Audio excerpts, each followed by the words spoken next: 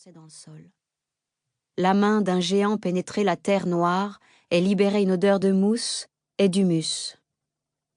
Elle arrachait tout sur son passage et, au fil des heures, se forma un haut monticule de terre et de roches, sur lequel gisaient des arbustes sans vie et des fleurs décapitées. Cette main de fer, c'était celle d'Amine. C'est ce que pensa Mathilde pendant cette matinée qu'elle passa, immobile, derrière la fenêtre du salon. Elle s'étonna que son mari n'ait pas souhaité assister à ce spectacle et voir tomber, un à un, les plantes et les arbres. Il avait affirmé que le trou ne pouvait être que là, qu'il faudrait creuser au pied de la maison, sur la partie la plus ensoleillée du terrain. Oui, là où se trouvait le lilas, là où autrefois avait poussé le citrange. Il avait d'abord dit non.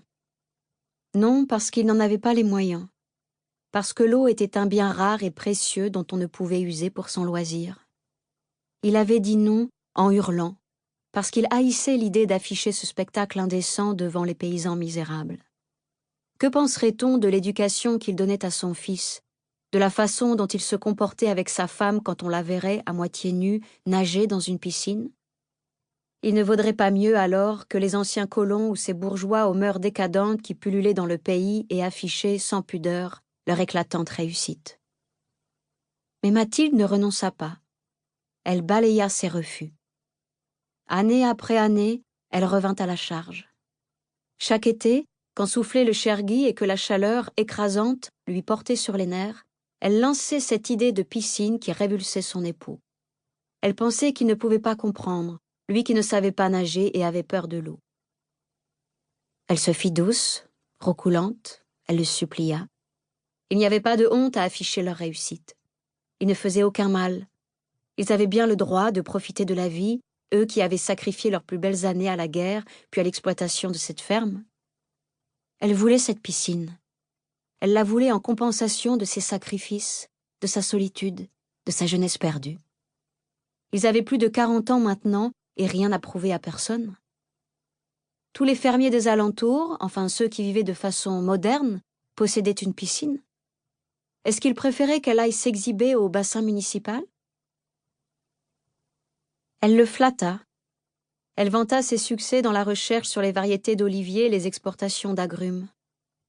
Elle crut le faire plier en se tenant là, devant lui, ses joues roses et brûlantes, ses cheveux collés sur les tempes par la transpiration, ses mollets couverts de varices.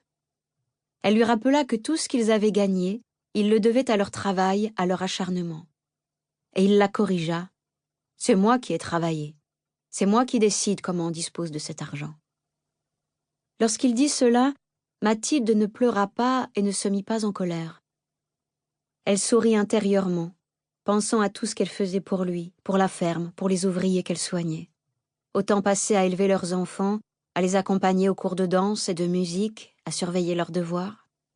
Depuis quelques années, Amine lui avait confié la comptabilité de la ferme. Elle établissait les factures, payait les salaires et les fournisseurs. Et parfois, oui, parfois il lui arrivait de falsifier les comptes. Elle modifiait une ligne, inventait un ouvrier supplémentaire ou une commande qui n'avait jamais eu lieu. Et dans un tiroir dont elle était la seule à posséder la clé, elle cachait des liasses de billets qu'elle roulait avec un élastique beige. Elle le faisait depuis si longtemps qu'elle n'éprouvait plus de honte et même plus de peur à l'idée d'être découverte.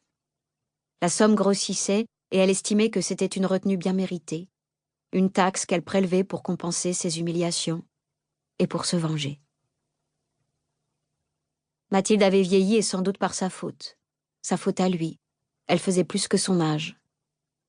La peau de son visage, constamment exposée au soleil et au vent, paraissait plus épaisse. Son front et les coins de sa bouche s'étaient couverts de rides. Même le vert de ses yeux avait perdu son éclat, comme une robe qu'on a trop portée. Elle avait grossi.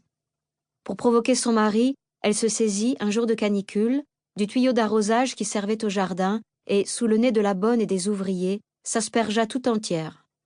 Ses vêtements collèrent à son corps, laissant voir ses tétons durcis et sa toison pubienne. Ce jour-là, les ouvriers prièrent le Seigneur en passant la langue entre leurs dents noircies pour qu'Amine ne devienne pas fou. Pourquoi une adulte ferait-elle une chose pareille? C'est vrai. Livre audio complet gratuit disponible en description de cette vidéo.